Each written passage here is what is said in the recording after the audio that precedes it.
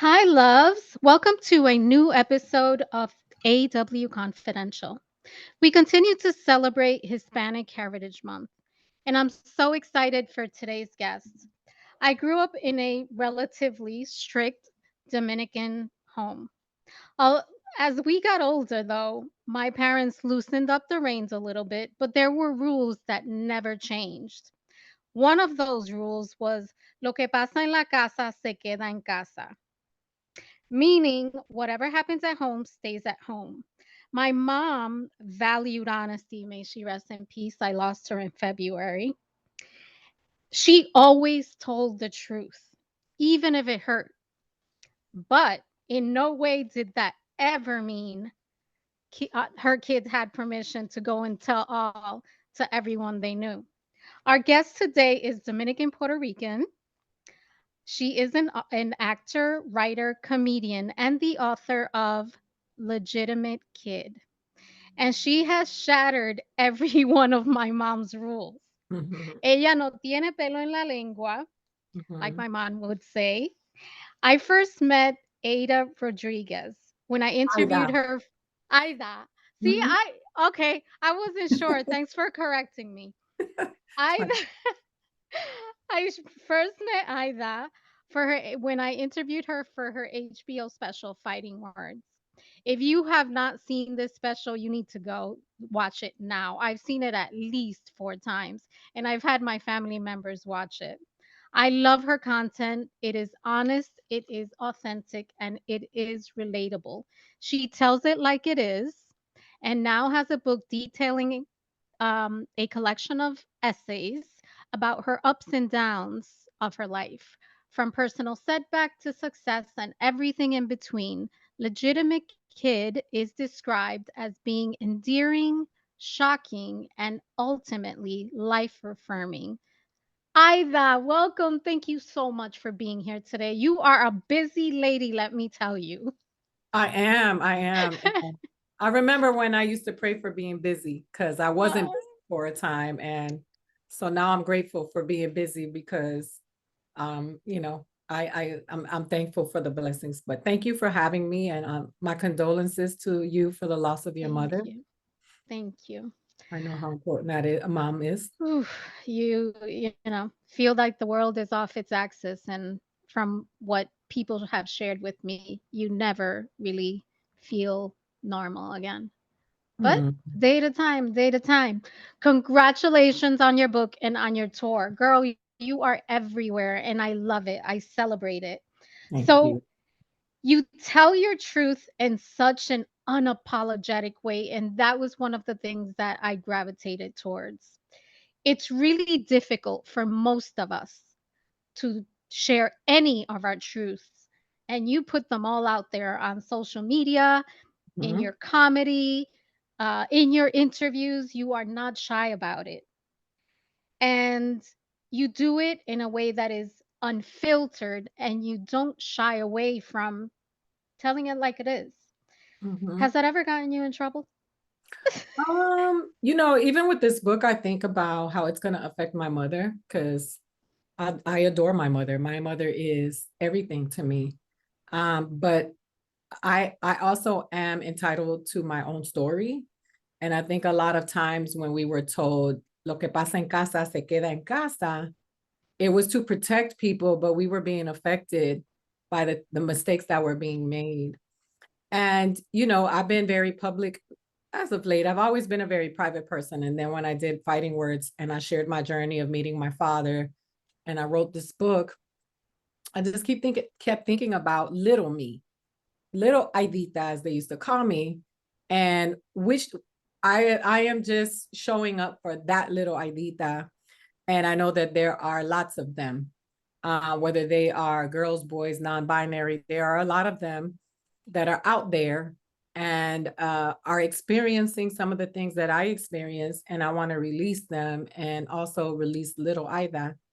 So yeah, I mean, there are, you know, I'm sure my stepfather's not excited about the story about him getting beat up, but I wanted to share the story about, that runs deep about the colorism that I experienced in my life, and which people don't believe because of my complexion. you know, I heard Eva Longoria saying the other day that she was the negrita in her family. And I mean, now other people are starting to tell the stories because they do make distinctions, you know, and I don't know how that happened, how that works in Mexican culture. I know anti-blackness exists everywhere, but for me, it was just about telling a story that also belonged to me. And I was very, very gentle. There's so much story stuff that I didn't tell, you know. I was sexually abused more than once. I was raped. I didn't put that in the book. There are a lot of things that I spared because I wanted the story to be fluid, and I wanted for it to be, you know, my thesis was about, you know, my legitimacy, and I wanted to stay in line with that. And I will continue to tell my stories, but And um you answered my next question. Will you continue to tell these stories? And thank mhm, you for sharing that. That's it's hard not to get emotional because I know that we live with so much generational trauma. yep. And I've only shared my story of my sexual abuse a year ago I in understand. front of my daughter. Yeah. And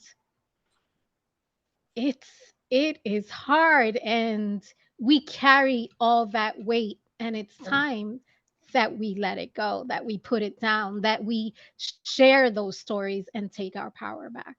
Yeah. And So you know what? thank you for doing that. Well, I'm glad, you know, that you have embraced uh your wounds and are working on your healing. And when you give a voice to them, you allow yourself to be seen in a way that, you know, you haven't been seen before. And I think that for me, you know, I never set out to set people on fire. It's never been about the people that I wrote about are the people that I love the most in the world. You know, I adore them the most. And regardless of the shortcomings, which I mean, who knows what book my daughter is going to write? She's entitled to her own story. I didn't get it right all the time. But I wanted to make, you know, just speak to the things that were really the wounds that I work through daily. And I know I'm not alone. And being able to free other people, sometimes I get to free myself and I get to heal myself. And not to be a savior, because I don't have a savior complex for sure. But it really is about just creating a community of people who have been told, eso no se dice, no se le dice a nadie. You know, a lot of the people who abused us were people that we trusted, people in our Yeah, communities, people that are supposed to protect us. And that stuff needs to be laid to rest. absolutely. I got chills when I heard you say that. Now, for anyone who hasn't seen Fighting Words or doesn't know the story, Mhm. I know because I love you. I'm a fan, but you know Love you that. back. Love you back. um, can you tell the listeners a little bit about the book, and why did you choose legitimate kid as the title? Well, the journey of my book begins when I was in third grade and I was 8 years old, and a girl called me a bastard. And she said I didn't have my father's last name. And I could feel the shame around it because the other kids were laughing at me. So it set me on this mission to explore and find out why that was the case. And then learning later when I was 12 why that was the case broke me. And I've been trying to put myself back together since then. And I think that there are a lot of people who struggle with legitimacy and validation, regardless whether it's your father's last name or because you're the darker one in the family or because you're an immigrant or because you have an accent or whatever it is, there's a, you know, whether you're transitioning and people are telling you all the time that you're not legitimate, you're not valid. And I wanted You're to, not enough. you're not enough. And I wanted to explore that. I wanted to understand within myself why I always show up feeling less than, why I don't feel like I'm worthy of great things. And going back to that specific wound and understanding that that's where it came from, I just wanted to tell the story because I want other people to feel seen and understand that they are not alone. And all this stuff is stuff that we're told about what makes us valid all comes from the same place. And usually it's patriarchy and white supremacy, their cousins, capitalism, it's all mixed up. And here we are just always just on journey in this journey trying to find our validation. And our validation doesn't come from outside, it comes from within. You know, many of us don't come from Ivy League parents, and that's okay, but we have to respect the journey of those that came before us in order for us to plunge forward with a sense of pride and dignity. And for me, I wanted to show those people, like my uncles, my grandmother, my mother, that's my tribe, that's my family and my siblings, and I am nothing without them. I'm everything I am because they loved me.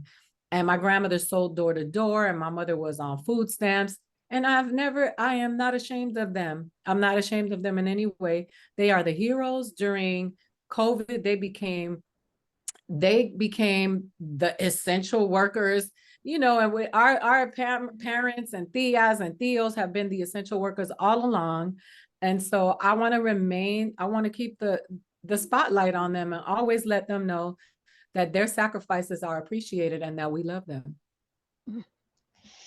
Whew, you I don't know, you helped me connect with that part of me, and I'm grateful. No. Um, so this book tells, and your comedy tells so many truths. And I wrote a part memoir, part self-help book that was published in 2019, and I know how hard it is to own your truth. Yep. What was the toughest truth that you shared in this book? Like the most difficult, gripping part that you shared, and why did you share it? Because it's hard. Well, the hardest part of the book, if I'm honest, is sharing the stuff about my mother, without demonizing her, because my mother was a child when my mother had me. And I wanted people to understand that, you know, I see a lot of TikTokers, I see a lot of people on social media really holding their parents to the fire and condemning them and going hard. Well, I was raised to respect my mother and to revere her. And I had to find the balance between those two things, being able to say this was wrong, this was not okay. And at the same time, allowing her humanity and you know the reality. I don't want anyone attacking my mother or saying anything bad about my mother. I will fight for my mother till the very end. My mother is the queen of my world. But I also wanted to express, you know, my mom was really young. My mother became a mother at 14 years old. My mother, you know, had a child before me. And that was a child. And all of that was a result of all the horrible things that happened to her during her childhood, trying to get out. And I was born into trauma, you know, and she was born into trauma because my grandmother was pregnant at 13 and had a baby that died. And I'm sure she was abused. So it was just about granting my mother her humanity, understanding that she made mistakes, but at the same time, so did I. And, you know, while I was pointing a finger at her, saying, you did this wrong, you did this wrong, my kids were taking their own data and taking their own notes because I made mistakes. And I just wanted, you know, so writing about her was the hardest because I love my mother so much. And I have grieved my mother's losses my whole life. Understanding all the stuff that my mother went through as a child is always been a big source of pain for me. So the hardest thing was to write about her because I wanted to tell the story honestly, but I never wanted to demonize her. And finding the balance of those two things was the hardest thing for me to do. You know, I think that we're imperfect beings at Mm-hmm. the end of the day. And one of the things that I've had to understand, especially after losing my mom and all the self reflection, and that's just ongoing, I have realized that no, she wasn't perfect, but she did the best she could with what Absolutely. she had. And Absolutely. I think that's what we're all trying to do. That's what I'm trying to do with my daughter. Yeah. So I I think that the fact that you've set out on this journey to find that balance and give your mother grace, give yourself grace, I Mhm. think it's one of the gifts, the best gifts you can give yourself and your mom. Thank you. You know, my mother's a breaker of chains, a cycle breaker. My mother's siblings, she had five brothers and four of them struggled with addiction. And, in and out of jail and struggling and going through stuff. My siblings and I, none of us have been to jail. She has four children who are very productive. They're great parents, homeowners. Just we have broken the cycle. Not that makes us valid and buying a house or whatever, because all of that, none of that really matters. But I always have to remind her that in spite of her struggles and what she was challenged with, she was able to put forward productive human beings into the planet that keep giving and keep doing great things, and I'm proud of her for that, and I always remind her of that. Have you ever, or are you concerned with pushback or backlash from any family members, from friends, from the public about, a book What I wrote? that's this powerful? No, I told my truth. I always say that this is my version of the story, and if you go ask that person, they'll have their version. And this is the way I see it per my perception. I never set out to demonize anybody, but there are people in that book that did horrible things to me. And there's no way to spin that. There's no justification, for pushing a woman out of a moving car. There's no justification for abusing someone. There's no justification for those things. And all of us make mistakes, but we have to be accountable for what we do. I'm not really concerned about pushback at all. I don't. I think that's part of the game now, that every time you do something, there's always going to be some sort of pushback or people who disagree or whatever. But I'm not here for those people. I write for, I feed my flock. And if you hear, a lot of people just show up in people's yards because they want to start a riot. They don't come for the party. They just want to start a fight. And I don't entertain those people. I haven't been for the last few years because it just is pointless. It has nothing to do with me. That has everything to do with them. If everywhere you go you create chaos, then something is going with you. If you always angry and everything is wrong and all you can do is point out what people are doing wrong, then there's something going on with you. And I know I've been there. So if your perception is always through the negative lens, that's a miserable life. And yes, horrible things have happened. People need to be called out. Things need to be, addressed 100%. But if your daily journey is to take somebody down on a daily basis because you are miserable and you can justify it by way of activism, social justice, whatever it is, then you must live a miserable life, because we can't live like that. You can't live in the negative all the time. You have to make a decision to plunge forward, because if not, you will drown in the misery. And sadly, there are so many people that live that way. But Absolutely. to each their own. That's right. Now, I watched an interview where you shared your journey, from your humble beginnings when you decided you wanted to be a comedian. Most. And you talked about losing your uncle who helped raise you Mm-hmm. and your grandmother. You lost them both within a 2-month span. Yeah. You, around the same time, you also had this opportunity. I think it was a huge opportunity to come on Last Comic Standing, and you it was a huge opportunity. You were grieving, but you had to go out and make people laugh, Yeah. It's hard. and you did, and you felt them on your shoulders, and you went out there and you did what you had to do, and it was, I felt the power of love that you had for them and they had for you. And you said the more we tell our stories, the more power we have, which I absolutely believe. And you have a lot of power. Thank you. Being that your grandmother and your uncle had so much of an impact in your life, what do you think they would say about your book? I think my grandmother would probably be a little bit more, I even Nana, like, because My grandmother was very regal. And I speak about my grandmother. My grandmother never learned how to read and write. Still one of the like classiest people I ever met. Her purse and her shoes always matched. She always cared about the way that she looked. Her appearance was very important to her. Every week we would go and she would get her hair done. I would get my blowout. She got her nails done. She was a very classy lady.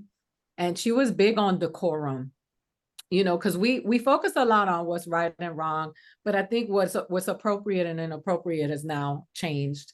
But my grandmother was one that would be like, eso no se habla, but she was always the person who inspired me and empowered me anyway. So she would always be like, that eso no es para mí, but if that's you and that's how you're gonna do it, we're gonna ride.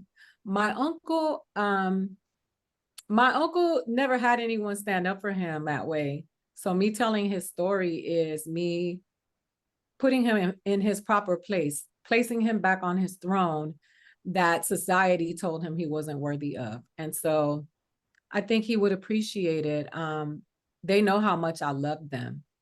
And they know that anything that I do would be with the purpose of love and helping others, because that's what they always they always would pride themselves in doing, was helping other people.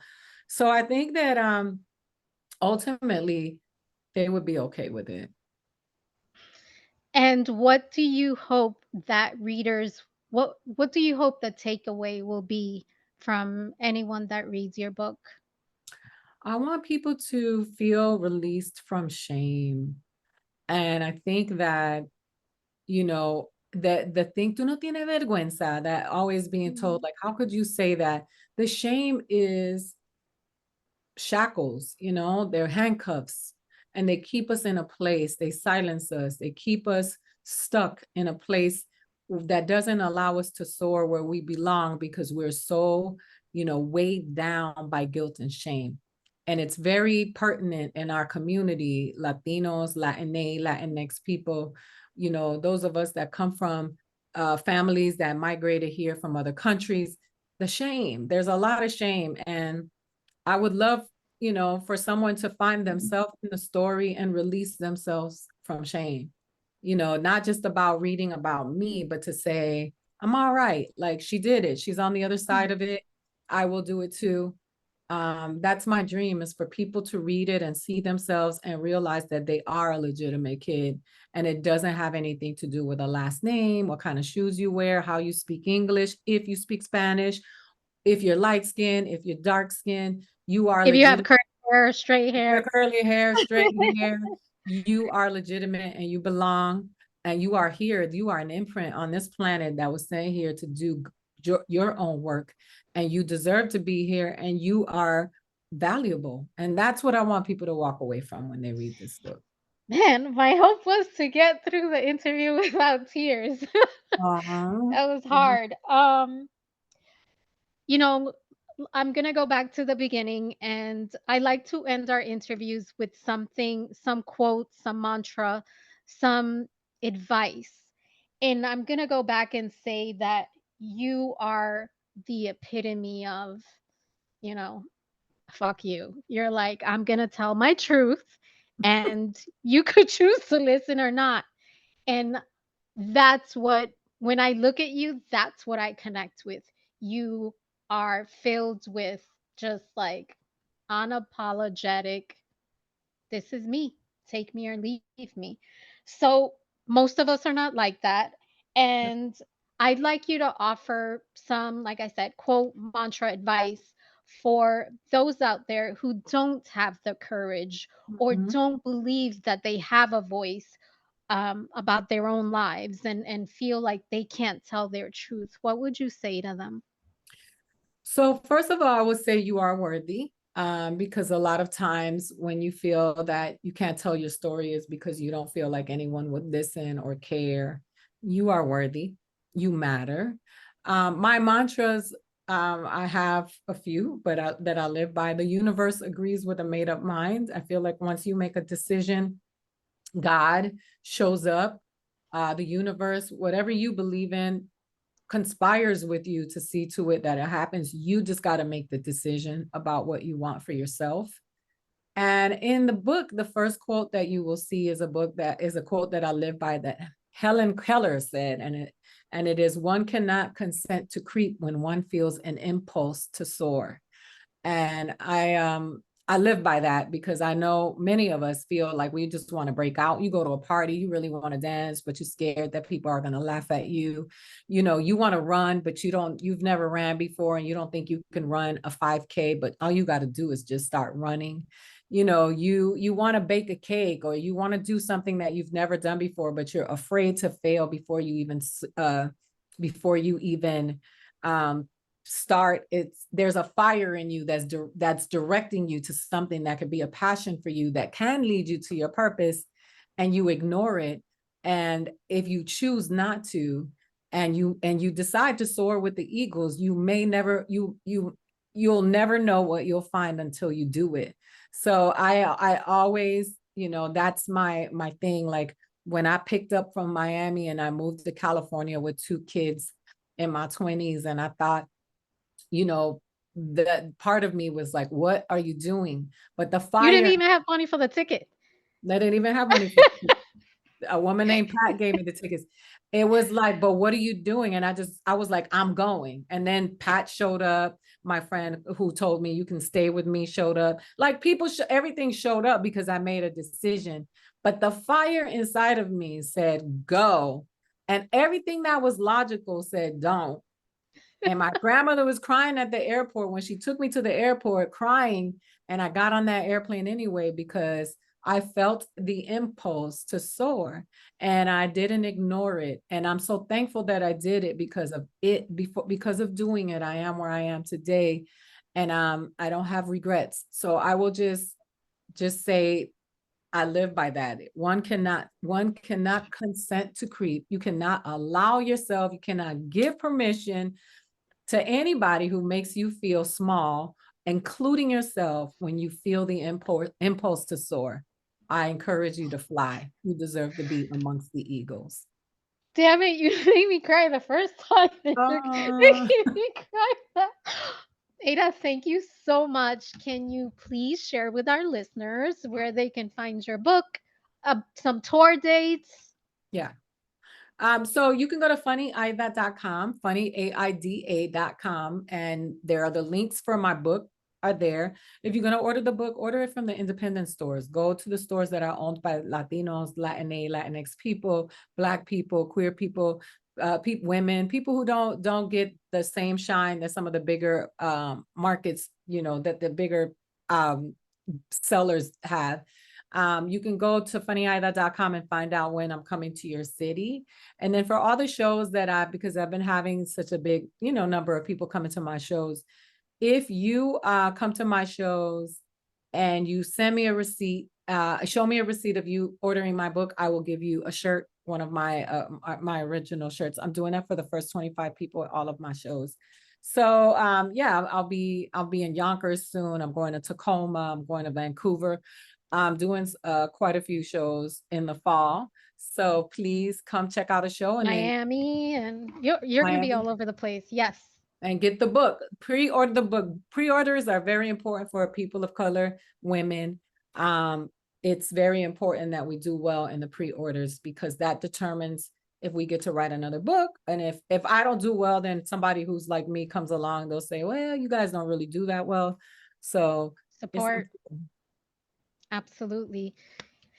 Ida, thank you, thank you, thank you so much for sharing your story, for just being you, and for important. being here today. Thank you for always supporting me. I appreciate you. I'm sorry it took so long. And I'm looking forward to putting it out there and sharing it with you as well. So thank you so Absolutely. much. And thank you guys for joining us on another episode of AW Confidential. Talk to you soon.